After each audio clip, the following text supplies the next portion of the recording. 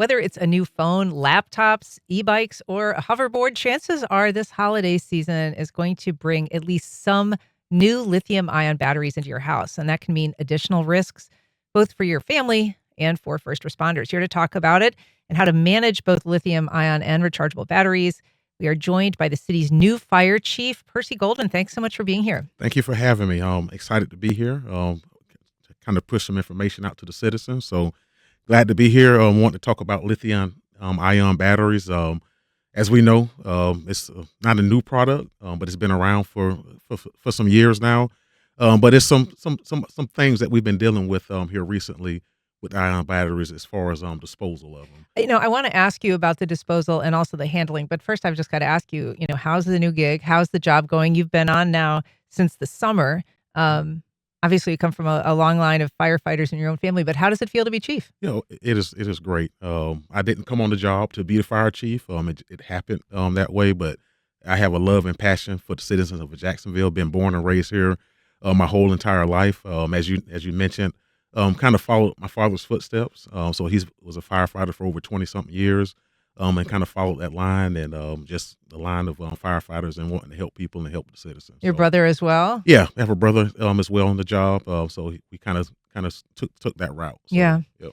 So when it comes to lithium-ion batteries in particular, explain to us, first of all, why are they different from just an alkaline battery? What are the challenges that they pose when it comes to fire risk? Yeah, so with the lithium-ion batteries compared to just your regular household batteries, these batteries are kind of made a lot differently. They have what they call lithium salts in them, and they're created. Those batteries have different cells within them. So at any point in time, any one of those cells can fail.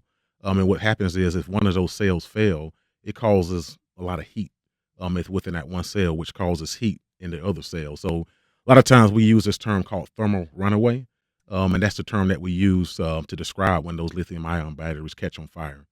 So that's a tremendous issue that could happen. So because of that thermal runaway, I mean, part of what you deal with are fires that are spreading fast, Hmm. but also have really intense heat, Yes. and can produce really toxic Yes. emissions. Yes. So Definitely. Yes. how has that changed your training protocol?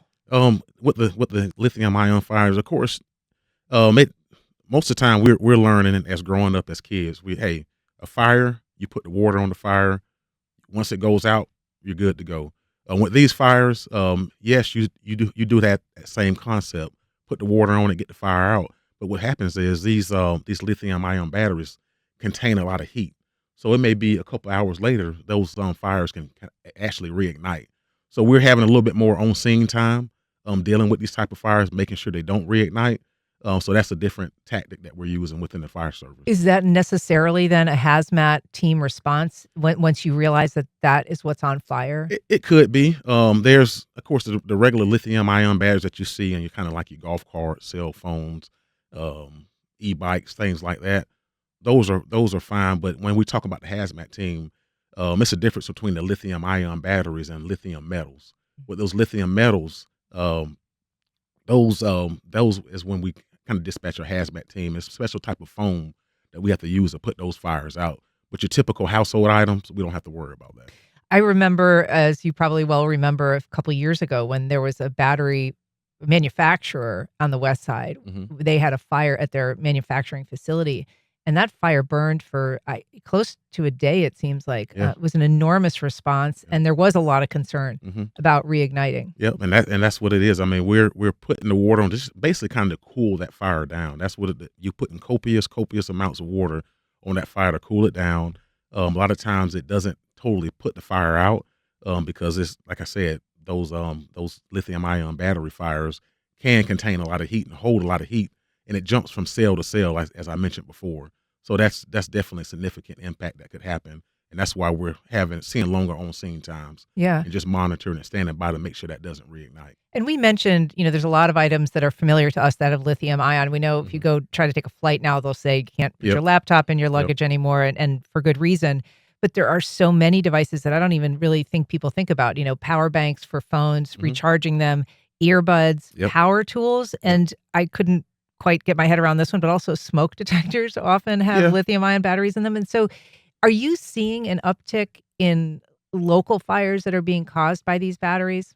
I mean, with anything, any new product that comes out, the more product that's out there, the more issues you're gonna have, and we're definitely seeing that. Looking at the state of Florida numbers, there's definitely been an uptick in lithium-ion battery fire. So yes, we are seeing it. Are we able to mitigate it? Yes, it's not an issue. We have the men and women out there that's fighting fires every day and making sure and educating folks, and doing what we're doing now, just trying to educate folks within whether it's me or prevention division, doing that. So we're trying to get ahead of it. What do we know now about the role that they may have played in the fire at the airport that engulfed the parking garage? From my understanding, there was it was a electric vehicle that potentially caught that garage on fire. And just like you said, it just goes back to just new technology causes different issues, and Is we have to adjust. is there anything that we know that the owner of that vehicle could have done differently that would have prevented that fire, or is it just a manufacturer defect? Yeah, as far as that, I don't know specifics on that. But Okay. yeah. So the fire hazard is one thing, disposal is another. And I want to ask you about that because right now, first of all, I think a lot of people don't realize they need to dispose of these in a different way. They're not Hmm. safe to throw in the trash, not only because of a fire hazard, but because they cause a lot of environmental damage if they're put in the wrong kind of landfill. Hmm. There's currently just one city facility for Yep. people to dump them, which is the city's hazardous household waste facility on Commonwealth Commonwealth. Yep. Avenue. Is that sufficient? Are more facilities needed? Yeah, I think it's definitely sufficient. We haven't seen an overload of people utilizing that site, so we definitely But have I mean, aren't capacity. aren't a lot of people maybe not utilizing the Yeah, site yet? and that's why we're trying to get the message out. Jacksonville.gov has a lot of great information. A lot of that information is on that website. Us doing these interviews, it's trying to push that narrative out there, how to dispose of them. We've had possible fires that were caused by these disposable batteries in waste haulers, so that can be a significant issue, not only in Jacksonville but around the state. We've been seeing that as well Sure, because because yeah, crushing these can also. crushing them releases a lot of toxins, and it can catch a lot of that trash that you see around on fire as well. So, Yeah, and a yeah. landfill or a dumpster fire, nobody wants to see that. No, no, it's a lot of flammable material in that landfill. And I didn't know this, but in addition to the Commonwealth facility in Jacksonville, retail stores also offer Yep. disposal. So if you go to your Lowe's Yeah, or Home Home Depot, Depot, Lowe's, Staples. Staples, and items, places like that, you can definitely drop those off. They have bins. A lot of times they sit right in front of the store, and it's just a drop off location. No communication needs to be had most of the time, and just drop it off, and you keep the citizens safe, keep your household safe, and keep our environment safe as well. And just briefly, I mean, if someone does start to see a fire or if they see something with their batteries that is unusual, what ought they do? Yeah, something like that. I mean, a lot of things that you need to look for with those batteries. Cell phones, for example, just to kind of give you a tip on that one. I know I'm guilty of it. You plug that phone in and you let it plug in, and you're sitting there and you fall asleep with it plugged in all night long at 100% capacity. You wake up the next morning, and that phone could be hot.